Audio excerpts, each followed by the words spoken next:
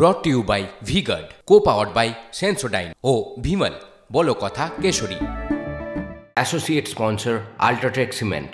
সন্দেশখালী কিন্তু এই মুহূর্তে প্রত্যেকটা রাজনৈতিক দলের কাছে একটা বড় ইস্যু ধরেছে, কারণ প্রধানমন্ত্রী নরেন্দ্র মোদী তিনি যতবার রাজ্যে প্রচারে এসেছেন সন্দেশখালীর ইস্যু তুলেছেন, অমিত শাহ তিনি যতবার রাজ্যে প্রচার আসছেন সন্দেশখালীর ইস্যু তুলছেন, আর সন্দেশখালীর ভাইরাল ভিডিও নিয়ে TV9 বাংলায় মুখ খুললেন অমিত শাহ। মমতার নেতারাই মহিলাদের সঙ্গে দুর্ব্যবহার করেছেন, মমতার সরকার অভিযুক্ত নেতাদের গ্রেপ্তার করেনি, মমতাকে এবার সরতেই হবে। TV9 বাংলায় एक्सक्लूसिव अमित शाह। संदेशखाली को वीडियो वायरल हुआ था। सबसे पहले तो ममता बनर्जी ने संदेशखाली में उनका नेता इतने सालों तक महिलाओं के साथ दुराचार करा रहा, इसका जवाब देना चाहिए। उसको वो अरेस्ट भी नहीं करती है, हाई कोर्ट को ऑर्डर करना पड़ता है। किस प्रकार का राज है? गरीब महिलाओं का शोषण धर्म के आधार पर करेंगे क्या? इस प्रकार से देश नहीं चल सकता, बंगाल नहीं चल सकता।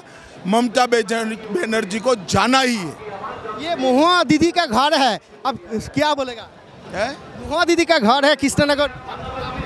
चलिए, महुआ दीदी खुद ही फंसी हुई है, अब कृष्णनगर में रानी साहिबा निश्चित रूप से जीतने जा रही। संदेशखाली को वीडियो वायरल हुआ था। सबसे पहले तो ममता बनर्जी ने संदेशखाली में उनका नेता इतने सालों तक महिलाओं के साथ दुराचार करा रहा, इसका जवाब देना चाहिए। उसको वो अरेस्ट भी नहीं करती है, हाई कोर्ट को ऑर्डर करना पड़ता है। किस प्रकार का राज है? गरीब महिलाओं का शोषण धर्म के आधार पर करेंगे क्या? इस प्रकार से देश नहीं चल सकता, बंगाल नहीं चल सकता। ममता बनर्जी को जाना ही है। ये महुआ दीदी का घर है, अब क्या बोलेगा? महुआ दीदी का घर है कृष्णनगर। चलिए, महुआ दीदी खुद ही फंसी हुई है, अब कृष्णनगर में रानी साहिबा निश्चित रूप से जीतने जा रही। ममता जी ये बंद कर सकती है क्या? भतीजा बंद कर सकता है क्या? टीएमसी बंद कर सकती है क्या? बंगाल को सोनार बांग्ला केवल और केवल मोदी जी के नेतृत्व में भारतीय जनता पार्टी। मैं आज आप सबको कहकर जाता हूं, चुनाव आयोग ने मतदान की अच्छी सुरक्षा की व्यवस्था की है। কৃষ্ণনগর প্রচারে অমিত শাহ, আমরা কেন্দ্রীয় স্বরাষ্ট্রমন্ত্রী TV9 এক্সক্লুসিভ তাকে আমরা দেখলাম, তার তিনি বক্তব্য যে রাখলেন সেখানে তো সরাসরি চ্যালেঞ্জ ছুড়ে নিলেন তৃণমূল নেত্রী মমতা বন্দ্যোপাধ্যায়কে। তিনি বলছেন মমতাকে সরতেই হবে। আমাদের সঙ্গে রয়েছেন তৃণমূল কংগ্রেস নেতা জয়প্রকাশ মজুমদার। জয়প্রকাশ দা, TV9 বাংলা থেকে শর্মিষ্ঠা আপনার সঙ্গে কথা বলছে। এখানে তো একেবারে সরাসরি চ্যালেঞ্জ হচ্ছেন, মানে ভাইরাল ভিডিও তো কোথাও বিজেপিকে দমিয়ে রাখতে পারছে না, সরাসরি চ্যালেঞ্জ ছুটছেন যে মমতাকে সরতেই হবে। কি বলবেন? মমতা সরবেন কি করে? এই ভোটটা কি ভুলে গেছেন অমিত শাহ যে এই ভোটটা হচ্ছে লোকসভার ভোট, এটা বিধানসভার ভোট নয়?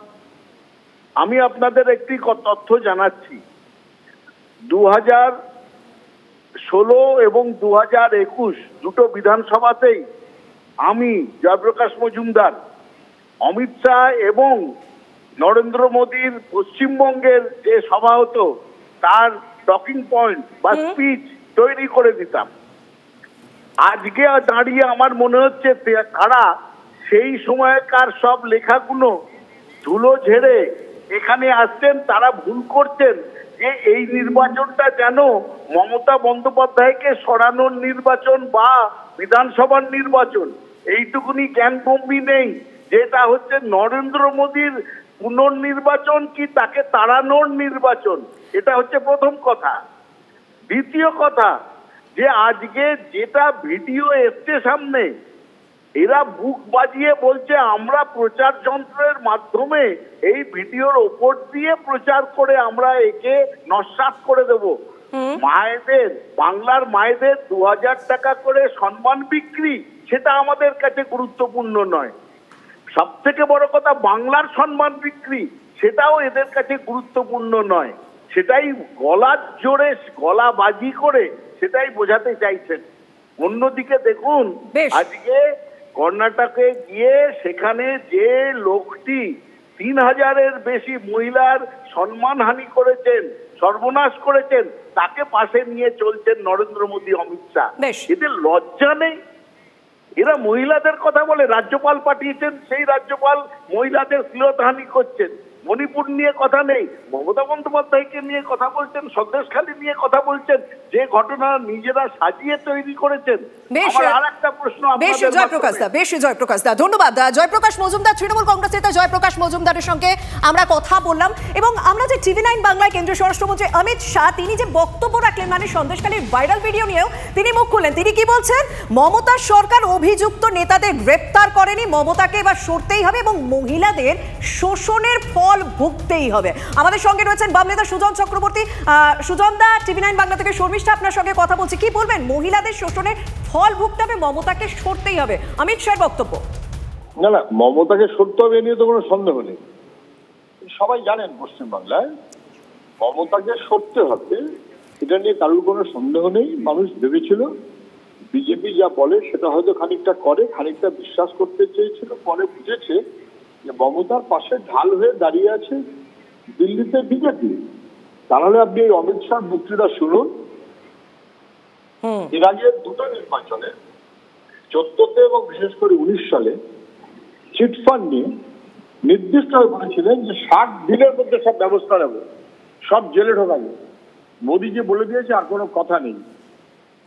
সেই 60 দিনটা 60 মাস হয়ে গেছে, করেনি। ওদের দ্বারা এগুলো সম্ভব না, সরাতে হবে, মানুষ সরাবে। সন্দেশখালী বাংলার লজ্জা, যুবকের কাজ নেই, এটা বাংলার সর্বনাশ। লেখাপড়ার পাঠ দেখেছেন, সর্বনাশ হয়ে গেছে, বাংলা সর্বনাশ হচ্ছে। ফলে মানুষ দায়িত্ব নেবে, মানুষ সরাবে। বিজেপি তৃণমূলের পাশে ঢাল হয়ে, তৃণমূল তাকে সাহায্য করছে, মমতাকে সাহায্য করছে, পিসি ভাইপোকে সাহায্য করছে। ওটা করলে মানুষের কাছে ধরা পড়ে যাবে, আরো করলে আরো ধরা পড়বে। ধন্যবাদ সুজন দা।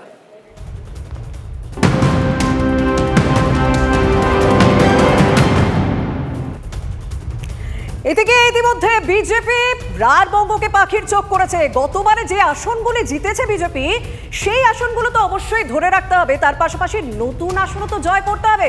যে কারণে দফায় দফায় বৈঠক তো হচ্ছে, কিন্তু বৈঠকে কি কি সিদ্ধান্ত নেওয়া হচ্ছে? আমাদের প্রতিনিধি প্রদীপ্ত সঙ্গে রয়েছেন। প্রদীপ্ত, কাউকে কোনো বিশেষ দায়িত্ব দেওয়া হলো রাঢ়বঙ্গকে নজরে রেখে? দেখো, বিশেষ দায়িত্ব দেওয়া নিয়ে এখনো পর্যন্ত আমাদের কাছে কোনো নির্দিষ্ট খবর নেই। তবে তিনি স্পষ্ট করেই বলেছেন যেভাবেই হোক ওই সমস্ত এলাকায় যে পুরনো আসনগুলো রয়েছে, যে কথা তুমি বললে অমিত শাহ মূলত সেই কথাগুলোই যেমন বলেছেন, তার সঙ্গে তিনি একেবারে নির্দিষ্ট করে দিয়েছেন যে কাকে কিভাবে ওই সিটগুলো জেতানোর জন্য কাজ করতে হবে এবং দলের সংগঠনের কোথায় কি খামতি রয়েছে সেই বিষয়টিও তিনি জেনে নেন। এবং রাঢ়বঙ্গের বেশ কিছু আসন, যেমন 13 তারিখে ভোট রয়েছে, তার পাশাপাশি পরের দফায় অর্থাৎ 25 তারিখেও ভোট রয়েছে। ফলে এই দুটোর মধ্যে যে সময়টা পাওয়া যাবে, তার মধ্যে সমন্বয়ের ক্ষেত্রে তিনি খুব জোর দিয়েছেন। পুরনো নতুন কর্মীদের মধ্যে যেমন জোর দিয়েছেন, তেমন ভাবে যেটা বিজেপি নেতৃত্বের কাছেও খবর আসছিল বহু জায়গা থেকে, যে বিজেপি খুব আত্মবিশ্বাসী, বিজেপির নিজেরা ভোটাররা, সে কারণে অনেক জায়গায় নাকি তারা ভোট দিতে ঠিক মতো যাচ্ছিলেন না, সেটা যাতে কোনোভাবেই না হয়। ভোটার যারা রয়েছেন তাদেরকে বিশ্বাস, তাদের মধ্যে বিজেপির প্রতি বিশ্বাস জন্মানো করাতে হবে, এরকমই একটা পদক্ষেপ নেওয়া হচ্ছে। যে কারণে দফায় দফায় বৈঠক, কারণ রাঢ়বঙ্গে গতবারে যে আসনগুলো জয়লাভ হয়েছে সেই আসনগুলো তো ধরে রাখতে হবে, তার পাশাপাশি নতুন আসনগুলোকেও টার্গেট করার জন্য দফায় দফায় বৈঠক Amit Shah. Brought to you by VGuard, co-powered by Sensodyne ও ভিমল, বলো কথা কেশরী।